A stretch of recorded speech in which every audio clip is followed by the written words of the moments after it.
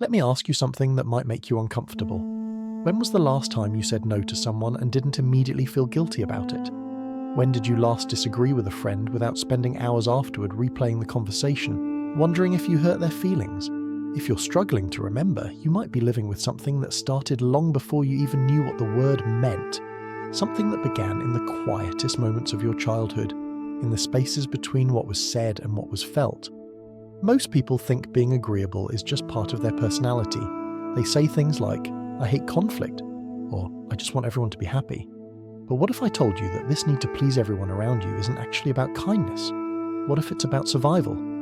Because deep down, in the parts of your mind you can't quite reach, there's a child who learned that love comes with conditions, that safety depends on being good, that your worth is measured by how little trouble you cause.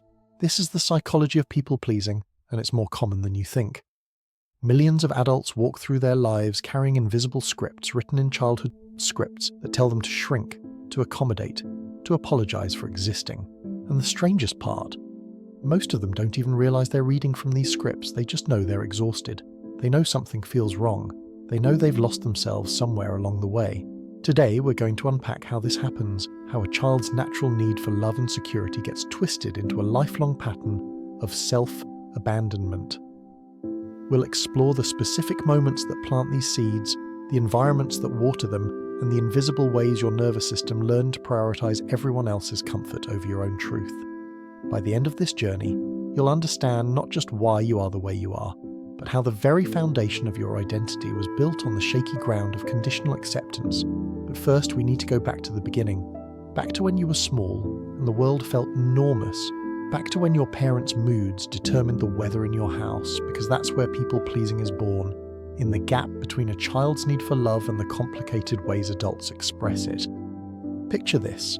You're 5 years old and you've just knocked over a glass of water at dinner. In that moment, your brain is doing something incredible. It's not just processing the spilled water or the wet table. It's reading faces, tones, body language. It's collecting data about what happens when you make mistakes. If your parent sighs heavily, rolls their eyes, or gives you that look of disappointment, your young mind files this information away. Mistake equals disapproval. Disapproval feels dangerous. Danger must be avoided. This is how your brain learned to survive, by becoming a detective of other people's emotions.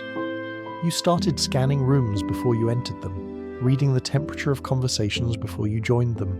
You learned to adjust your volume, your energy, your very presence based on what the adults around you seemed to need. And here's the thing that breaks my heart about this. You thought you were just being good. You thought you were just being considerate.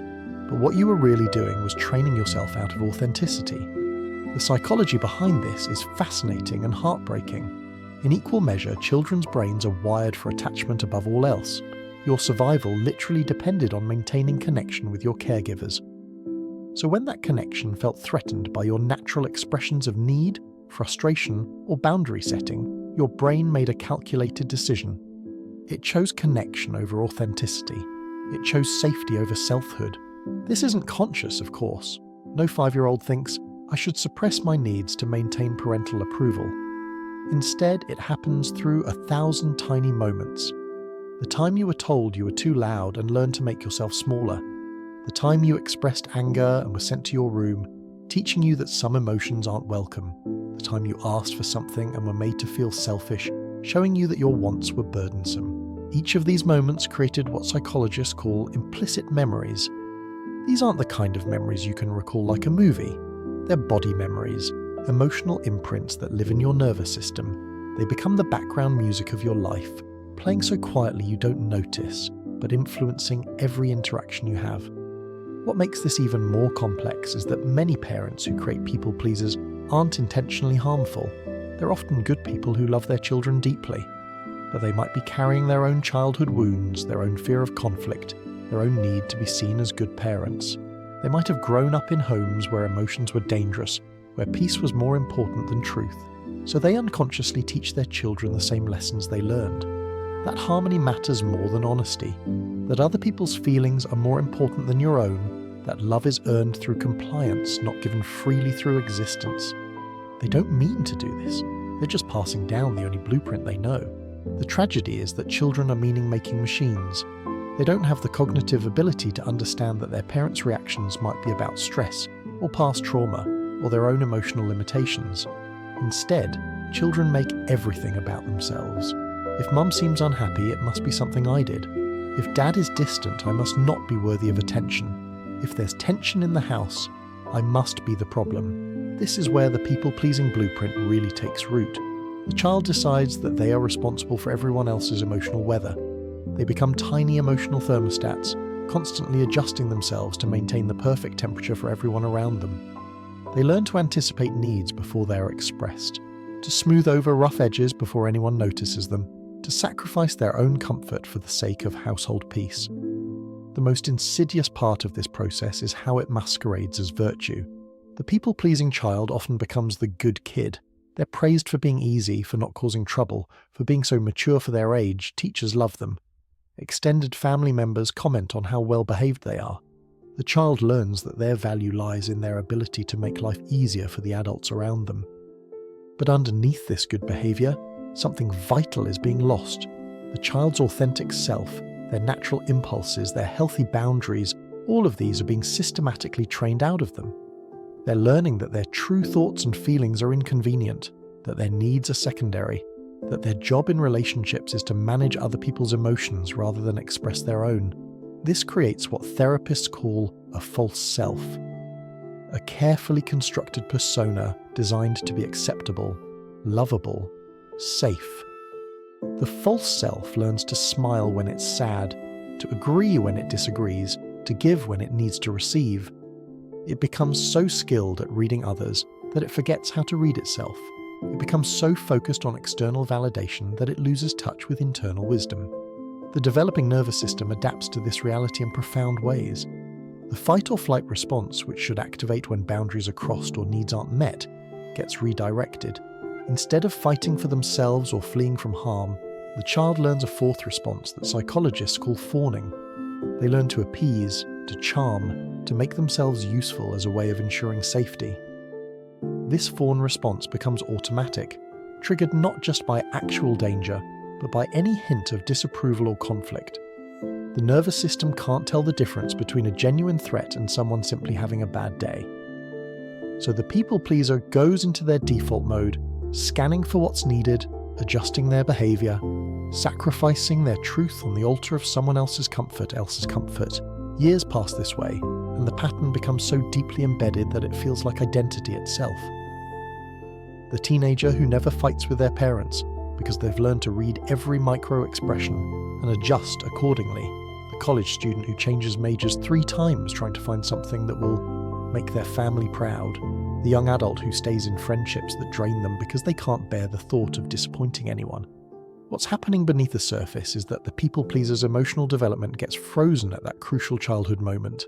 While their body grows and their intellect matures, part of them remains that frightened child, desperately trying to earn love through perfect behavior. They never learn that relationships can survive conflict, that love doesn't disappear when you have needs, that safety can exist even when someone is temporarily upset with you. This creates a profound disconnection from their own inner world. Ask a people pleaser what they want for dinner and watch them struggle. Not because they don't have preferences, but because they've spent so long prioritizing everyone else's wants that they've lost touch with their own. Their internal compass has been spinning for so long that they no longer trust its direction. The nervous system compounds this problem by creating what researchers call hypervigilance. The people pleaser develops an almost supernatural ability to detect emotional shifts in others. They can sense tension in a room before anyone else even notices it. They pick up on the slightest change in tone, the most subtle shift in body language. This skill, born from childhood necessity, becomes both their superpower and their prison. Because when you're constantly scanning for threats to harmony, your body never gets to rest. Your nervous system stays in a state of chronic activation, always ready to spring into action, to fix whatever might be wrong. This is exhausting on a cellular level. It's why so many people pleasers struggle with fatigue, with anxiety, with a sense of always being on edge even when nothing is obviously wrong. The cruelest irony is that this strategy, which developed to ensure love and connection, often achieves the opposite. People pleasers frequently find themselves in relationships that feel one-sided, surrounded by people who take advantage of their giving nature. They attract those who are happy to receive endless accommodation without offering much in return, not because they're bad people, but because the people pleaser has trained everyone around them to expect this dynamic. Meanwhile, the people pleaser grows increasingly resentful, though they rarely allow themselves to acknowledge this resentment. Instead, it leaks out in passive-aggressive comments, in martyrdom, in a quiet bitterness that they can't quite name. They wonder why they feel so alone in relationships where they give so much. They can't understand why their generosity doesn't seem to generate the deep connection they crave. The answer lies in authenticity, or rather, the lack of it.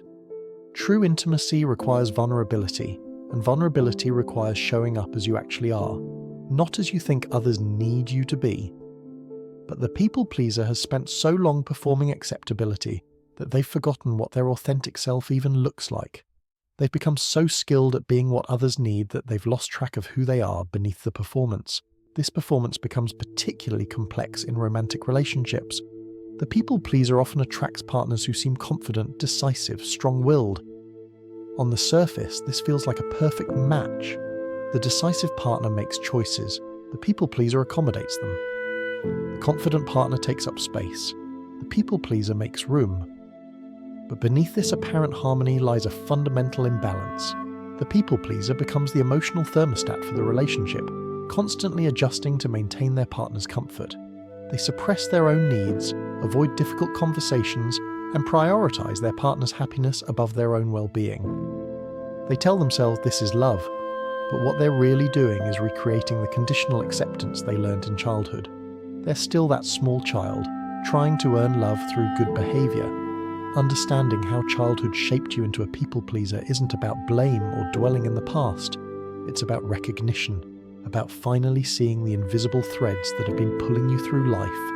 That frightened child inside you did what they had to do to survive, and their strategy worked. You made it here, but survival mode was never meant to be a permanent way of living. The beautiful truth is that awareness is the first step toward choice. You can honor that child's wisdom while gently teaching them that it's safe to be real now.